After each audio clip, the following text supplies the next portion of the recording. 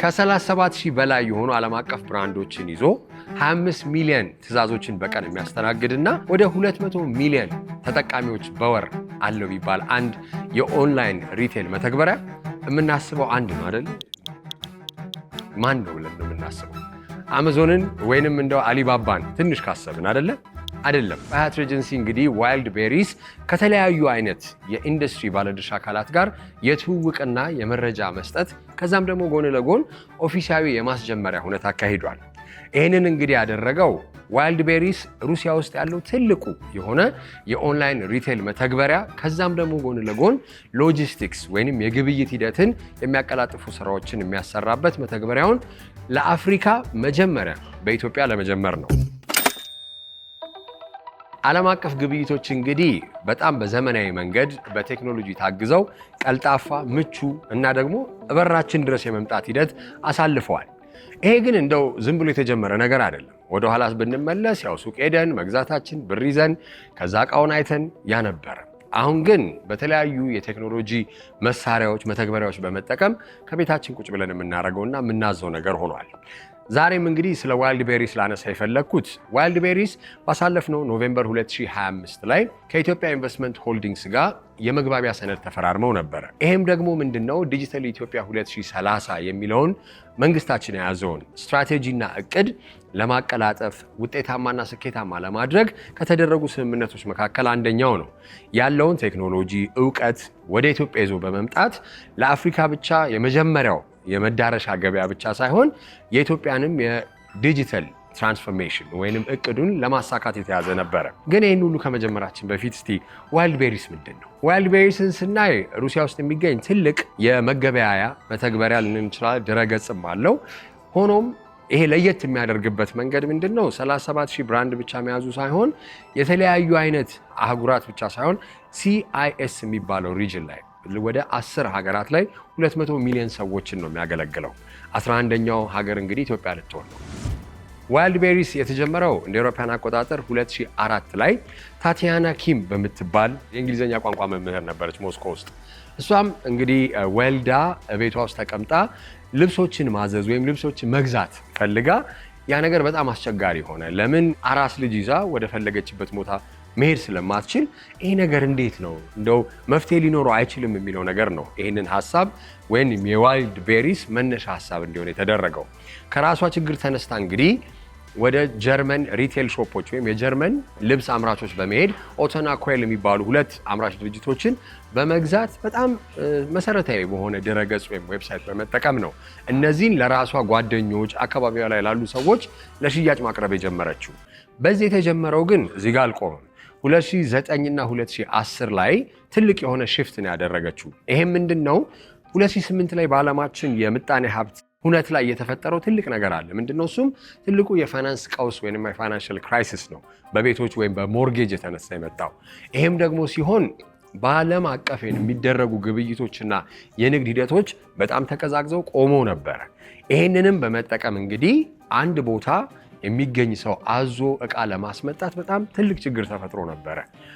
ይሄንንም እንግዲህ ለመፍታት አስባሷ ፍላት ሬት የሚባል ወይንም ከአንድ ቦታ ወደ አንድ ቦታ የሚካሄድበት ወይም የሚወሰድበት ክፍያ የተወሰነ እንዲሆን፣ ከዛም ጎን ለጎን ደግሞ ኦንላይን ግብይት ላይ ስናስቀምጠው ሁሌ የሚታሰብ ነገር አለ። ያዘዝኩት አንድ እቃ ነው፣ እኔ ጋር ግን የደረሰው ሌላ እቃ ነው የምንለው ነገር አለ። በጥራት ሊሆን ይችላል፣ በሳይዝ ሊሆን ይችላል፣ በተለያዩ ነገሮች። ይሄንን ግን ለማስቀረት የዋይልድ ቤሪስ መስራች ያደረገችው ምንድነው? ትራይ ኢት ቢፎር ዩ ባይ ኢት ይሉታል ፈረንጆች። ምንድነው? ፒክአፕ ፖይንቶችን በማዘጋጀት አንድ ሰው ያዘዘውን እቃ ሄዶ ይለካል፣ ከተመቸው ይወስዳል፣ ካልተመቸው ትቶት ይሄዳል። ይህንን ነገር በማስጀመሯም እንግዲህ ትልቅ ሬቮሉሽነሪ ወይም አብዮታዊ የሚሆን የኦንላይን ግብይት ስርዓትን ፈጥራለች። ከዛም ጎን ለጎን እንግዲህ ራሷ እያመጣች ፖስት በማድረግ ወይም ያንን መተግበሪያ በመጠቀም መሸጥ ነበረ። ከዛም በኋላ ደግሞ ማርኬት ፕሌስ ወደ መሆን ወይም የገበያ ቦታ ማድረግ ነው ዋይልድ ቤሪስን የሚቀጥለው እቅዷ የነበረው። ይህም 2016-2019 ድረስ ነው የተሄደው። ይህም የሆነው አንድ ምርት ራሷ ብቻ ነበረች እዛ ጋር ሊስት የምታደርገው ወይንም መተግበሪያው ላይ ተቀምጦ ሰዎች እንዲገዙ የሚደረገው። አሁን ግን ያደረገችው የትኛውም ሶስተኛ ወገን ከእሷ ጋር በሚያደርገው ስምምነት ወይም ከዋይልድ ቤሪስ ጋር በሚያደርገው ስምምነት የፈለገውን ምርት አምጥቶ እዛ ላይ ሊስት ያደርጋል ወይ ፖስት ያደርጋል።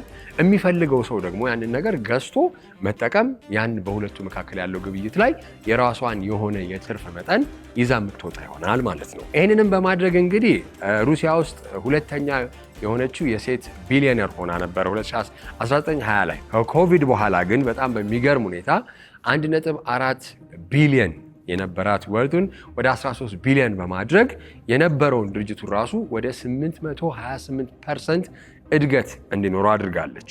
አሁን ባለችበት ሰዓት ግን የ7 ቢሊዮን የአሜሪካን ዶላር ወርት ወይንም ባለሀብት ነች። ታቲያና ኪም እንግዲህ ይህንን ዋይልድ ቤሪስን ጀምራ አሳድጋው ከዛም ደግሞ ጎን ለጎን ካሉ የኦንላይን ሪቴል ሾፖች ወይም መተግበሪያዎች ጋር አሳድጓለች። ትልቁ ግን የሎጂስቲክስ ፓወር ሃውስ ወይንም የዝውውር እንደው የምርት ዝውውርን ትልቅ ስርዓት በመፍጠር ነው ይህን የሚታወቀው ዋይልድ ቤሪስም።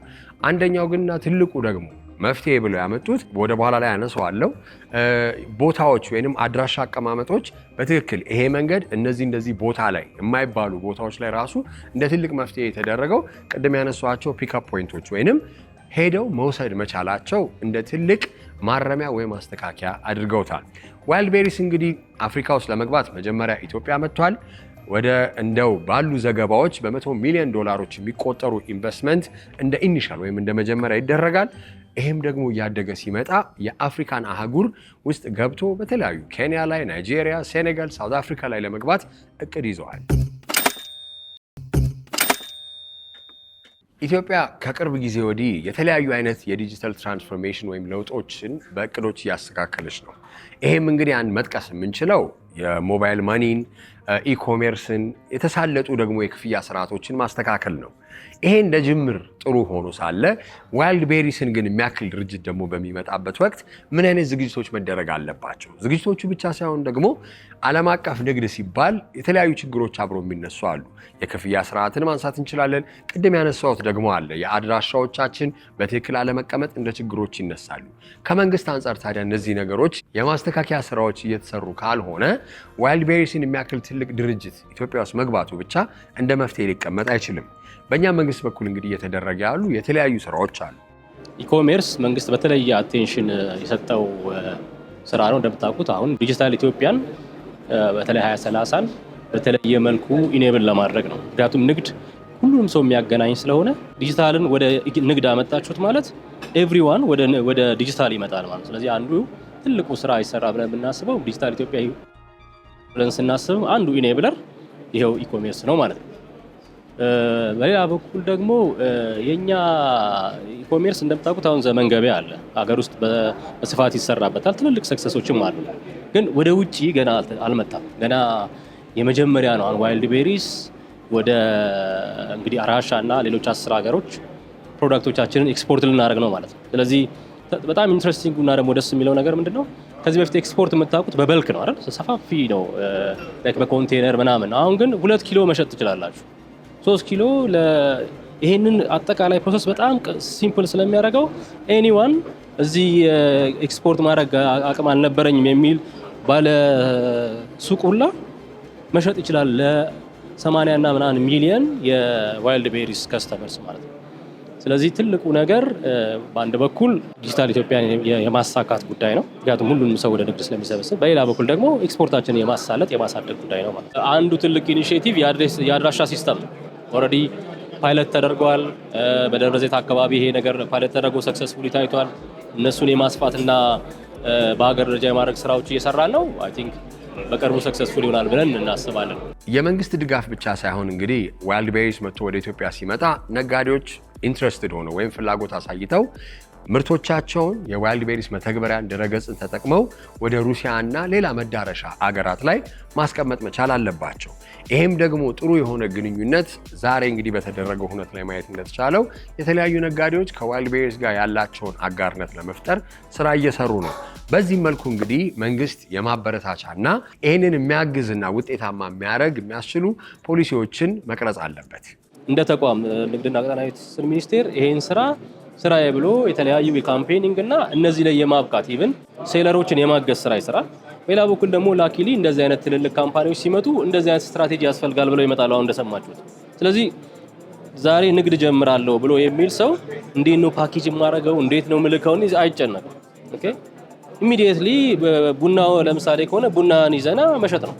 ፎርዛት ማተር ዩ ዶንት ኒድ የራሳችሁ ቡና እንደማንኛውም ሱቅ የተለያዩ የታወቁ ፕሮዳክቶችን ሰብስቦ መነገድ ይቻላል እንደማንኛውም ላይሰንስ አውጥቶ አይደለ። ስለዚህ ይሄን ሁሉ ፋሲሊቴት ያደርጋሉ ማለት ነው። ይሄ እንግዲህ የተለያዩ የራሱ ስኪል ይፈልጋል። አሁን ሲምፕሊ ብድግ ብሎ የሚሸጥበት አይደለም። ይሄን ስኪል ግን ወደ ሻጩ አንተ ቻለው ብለን ብናመጣው will be impossible። ስለዚህ ይሄን በሙሉ ፕሮሰስ ማገዝ አለብን ብለው ቲም አደራጅተዋል። እነሱ ብቻ አይደሉም፣ እኛም እንደ መንግስት ይሄን ማገዝ እንፈልጋለን። አላማው ዞሮ ዞሮ ኤክስፖርታችንን በተለየ መልኩ ማሳደግ ደግሞ ዊካን እሱን ለማድረግ ብዙ ሰዎችን ማገዝ እንችላለን። ይሄ ኢኮሜርስ ባይዘው በዓለም ላይ የተለየ እድገት ነው የሚያመጣው። ሶፋር ላክ ማድረጋችን አንላኪ መሆናችን። ከዓለማችን አንድ ጫፍ ወደ ሌላኛው ጫፍ የተለያዩ ምርቶች ይጓጓዛሉ፣ ግብይቶች ይፈጸማሉ። እነዚህን ደግሞ ግብይቶች ለማሳለጥ ቀልጣፋና ምቹ ለማድረግ የተለያዩ መተግበሪያዎች አሉ። እነዚህን ስናስብ እንግዲህ በጣም ወደ ጭንቅላታችን የሚመጡት በስፋት ጥቅምም ላይ ስለሚውሉ አማዞንና አሊባባን ነው። ዛሬ ግን ሀያት ሬጀንሲ ላይ የሩሲያ ትልቁ የሆነው ሪቴለር እንደው ችርቻሮ ማለት ስለማልፈልግ ነው፣ ግን የሪቴለር ኦንላይን መተግበሪያና ፕላትፎርም ሶፍት ሎንች ወይንም አጀማመር አይተናል። እንግዲህ አሁን የምገኘው ከአቶ ብሩክ ገነነ የዋይልድ ቤሪስ በኢትዮጵያ ካንትሪ ማኔጀር ጋር ነው። መጀመሪያ ወደ ኢትዮጵያ እንኳን ደህና መጣችሁ። አመሰግናለሁ። እሺ እስቲ ዋይልድ ቤሪስ ወደኋላ 2004 እንደ አውሮፓውያን አቆጣጠር ነው የተመሰረተው። አሁን 37,000 በላይ ዓለም አቀፍ ብራንዶችን ይዟል። ቅድምም እያሳያችሁ እንደነበረው 25 ሚሊዮን ያላችሁ ካልተሳሳቱ ዴይሊ በቀን 25 ሚሊዮን ግብይቶችን ወይም ትዕዛዞችን ትቀበላላችሁ። ኦኬ እስቲ እንግዲህ ይሄንን ያህል አቅም ያለው ድርጅት ወደ ኢትዮጵያ ሲገባ በምን ደረጃ በምንስ ኬፓቢሊቲ ነው? ጀመር እናመሰግናለን። እኛም እናመሰግናለን። አሁን ዋይልድ ቤሪ እንዳልከው ከኦልሞስት ከ20 ዓመት በላይ የስራ ልምድ ያለው በተለይ ሰክሰስፉል የሆነ ካምፓኒ ነው። ኦልሞስት አሁን በቁጥር ደረጃ ለመነጋገር ያለው ኦልሞስት በወር እስከ 81 ሚሊዮን የሚያህል ሰው ቪዚት ያደርገዋል። ጀስት ዌብሳይት አፕ ኤንድ ኤቭሪቲንግ ማለት ነው። ዴይሊ ኦልሞስት ከ25 ሚሊዮን በላይ ኦርደሮችን ሰርቭ የሚያደርግ ነው። የአዲስ አበባን ፖፑሌሽን 5 እጥፍ በለው በቀን ማለት ነው። አሁን ኢን ሚሊየንስ ነው ኢንቨስት ተደርጎ ወደ ኢትዮጵያ ማርኬት መግባት የተፈለገበት። ያ ሪዝን ምንድነው? አሁን አጠቃላይ ያለው የዲጂታል ኢኮኖሚው እድገት፣ አጠቃላይ ኢትዮጵያ እድገት ሁሉም ነገር ታይቶ ፕላስ ኢትስ አ ጌትዌይ ፎር ዘ ሬስት ኦፍ አፍሪካ ነው መወሰድ የተፈለገው። አፍሪካ የመጀመሪያቸው ነው። ኦልሞስት 9 ሀገራትን ነው ከዚህ በፊት ሲሰሩባቸው 9ም ላይ ሰክሰስፉል ናቸው። ኦልሞስት ራሽያ ላይ ከ47% በላይ የሚጠጋውን ማርኬት ሼር የያዘው ዋይልድ ቤሪስ ነው በሪቴል ትሬድ ነው ኦልሞስት። እና ያንን ኤክስፒሪየንስ እንዴት ነው ወደ አፍሪካ ማምጣት የሚፈልግ ዴማንድ አለ። ኢትዮጵያ ውስጥ አሁን ለየት የሚያደርገው ምንድነው? ተለምዷል። ኢኮሜርስ የሚለው ሀሳብ ጀስት ኦንላይን ግብይት በሚለው ፌስቡክ ማርኬት ፕሌስ፣ ቲክቶክ፣ ቴሌግራም ኤቭሪባዲ ዩዝ ያደርገዋል። ኢትስ ጀስት ኢንፍራስትራክቸር ተደርጎ አዲስ ስኬል ቢግ ካምፓኒ የለም ነው። ኦፍኮርስ አገሪቱ ውስጥ ያሉ የተለያዩ ካምፓኒዎች አሉ፣ እየጀመሩ ያሉ ከጀመሩ የተወሰነ ጊዜ ቆየዋሉ። ነገር ግን ይሄ ምንድነው ውጪ ሰክሰስፉል ስታርታፕ አይደለም። ይሄ ካምፓኒ ኢትስ ኦልሬዲ ኤክስፒሪየንስድ የሆነ ከ20 ዓመት በላይ ልምድ ያለው ኢን ሚሊየንስ ኢትዮጵያ ውስጥ ኢንቨስት አድርጎ ነው አሁን እየጀመረ የሚገኘው ማለት ነው።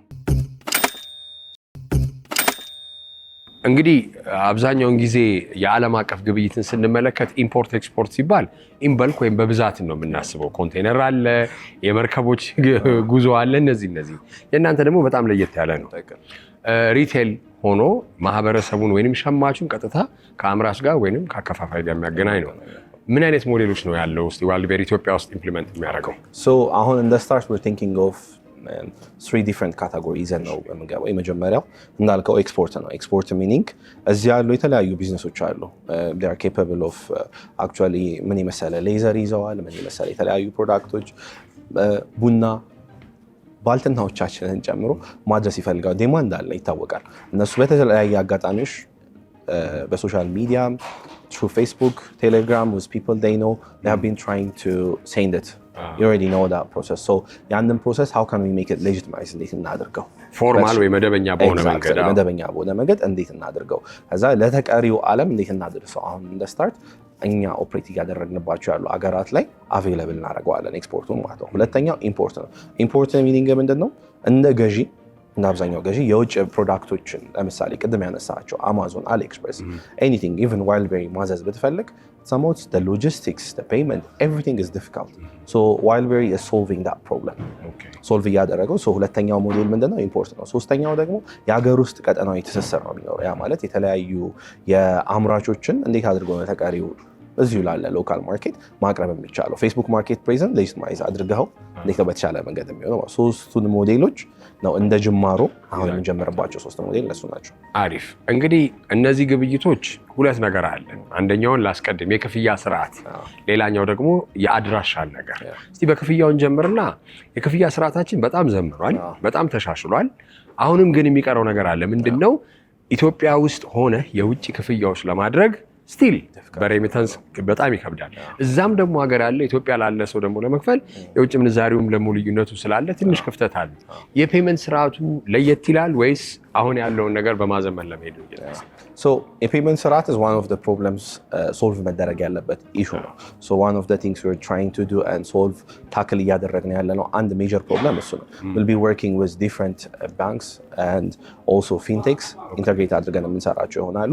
እንደ ፕሮብለም ራሱን የቻለ ፕሮብለም አለበት። just to correct you, this event is not a soft launch ብቻ ሳይሆን we're just giving information የተለያዩ ቬንደሮችን እንዴት አድርገን ነው ሴለሮቹን ኦንቦርድ ማድረግ የምንችለው፣ ምን ማግኘት ይችላሉ፣ ይህን ኢንፎርሜሽን ነው ዛሬ የሰጠናቸው። ኦንቦርድ እናደርጋቸዋለን። we have tried to prepare ክሊር የሆነ ጋይድላይን እናስቀምጣለን። አኮርዲንግ ከህጉ አኳያ እንዴት ነው መስራት የሚቻለው፣ እኚህን ነገሮች እያጠራን እያስተካከልናቸው። ፔመንቱንም it's one of the biggest problem that we are trying to solve. Wildberry ቅድም እንዳልኩ ነው it's the most experienced የሆኑ people packed የሆነ ነው። እዚህም ሎካሉ ላይም እኔና የተለያዩ ኤክስፒሪየንስ እዚሁ ማርኬት ላይ ኤክስፒሪየንስ ያላቸው ሰዎች ነን እየሰራን የምንገኘው እና ያንን ሶልቭ ማድረጋችን የማይቀር ነው የሚሆነው። ምክንያቱም ሜጀር ፕሮብለም that we need to solve how የሚለውን አብረን የምናይ ይሆናል። በጣም አሪፍ። የአድራሻስ ነገር አድራሻ ላይ ደግሞ ስንመጣ እንግዲህ እኛ ሀገር ላይ ያው እንትን ዳቦ ቤትን አየው አይደል? ከሱ ጋር ትንሽ ጥፍ ስትል ነው የተለመደው። ኢቭን የተለያዩ የምግብ ዴሊቨሪ አገልግሎቶች ስንጠቀም እናንተስ እንዴት ለማድረግ ነው? ለምን ሸማቹ ጋር ወይም ላስት ማይል ዴሊቨሪ ላይ ስትደርስ እንዴት ነው? ምንድነው one of I think ትልቁን ነገር ወደዚህ ይዘን የምንመጣው ራሽያ በነበረበት አጠቃላይ እየሰራንባቸው ከነበሩ ኦፕሬት ስናደርግባቸው የነበሩ ቦታዎች ላይ ዋይልድቤሪ ለየት የሚያደርገው የታፍ እንዳልኩ ከ94,000 በላይ የሚጠጉ ፒክአፕ ሎኬሽኖች አሉ which makes the logistics much easier. አስበው ከሆነ ሰዓት በኋላ በዚህ ታጥፈ ሳይሆን ከዋይልድቤሪ ካለበት ቦታ አጠገብ እያለን የምንመጣበት we solve the logistics bigger issue ፒክአፕ ሎኬሽን መኖሩ ያንን እያንዳንዱ ቅርብ ብለን እኛ ከምናስተካክላቸው ቦታዎች ላይ እናስተካክላቸው ምቹ ብለን የምናስባቸው ቦታዎች ላይ የተለያዩ ፒክአፕ ሎኬሽኖች ይቀመጣሉ። ሌላኛው ፕሮብለም እዚህ ጋር የሚኖረው ምንድነው? አብዛኛው ገዢ ምንድነው ችግሩ? ሪተርን ፖሊሲ አለ። ሪተርን ነው ልብስ ገዛ መመለስ አልቻልክም። ፒክአፕ ሎኬሽኖቹ ይሄንንም ሶልቭ የሚያደርግ ነው የሚሆነው ማለት ነው። እያንዳንዱ ፒክአፕ ሎኬሽን ላይ you'll have your own box, there's a way we will be operating ማለት ነው። ትለካለህ፣ አልበቃህም ማስቀምጠህ መሄድ ነው። ትፈልገዋለህ ይዘህ መሄድ ነው። ፐርቼዝ አድርገዋል። ፒክአፕ ሎኬሽኖቹ will be solving the biggest problem ማለት ነው። እንደ ፊቲንግ ሩም የሚጠቀሙበት that's what made Wildberry the biggest in Russia እና ያንን ሞዴል መጠቀሙ ነው ለየት ያደረገው ማለት ነው። እኛ ሀገር ያለውንም የሎኬሽን ፕሮብለም and everything will be solving according to that ማለት ነው። አሪፍ። እንግዲህ ዛሬ ያለው ሁነት መረጃ ለመስጠት ነው አንደኛ። ሁለተኛ ደግሞ ከእናንተ ጋር ወደፊት አጋር ሆነው ሊሰሩ የሚችሉ ነጋዴዎችን፣ ወጪ ንግድ ላይ የሚሳተፉ የተለያዩ ቅመማ ቅመም ማለት ትችላለህ፣ ቡና፣ ልብስ ምናምን ሜድ ኢን ኢትዮጵያ ኢትዮጵያ ውስጥ የተመረቱ ምርቶችን ወደ ውጭ ሀገር ለመውሰድ ወይም ፓርቲኩላርሊ ወደ እነዛ 9-10 ሀገራት ላይ ለማዳረስ ነው። አንደኛ ነጋዴዎቹ በምን መልኩ ነው የሚመረጡት?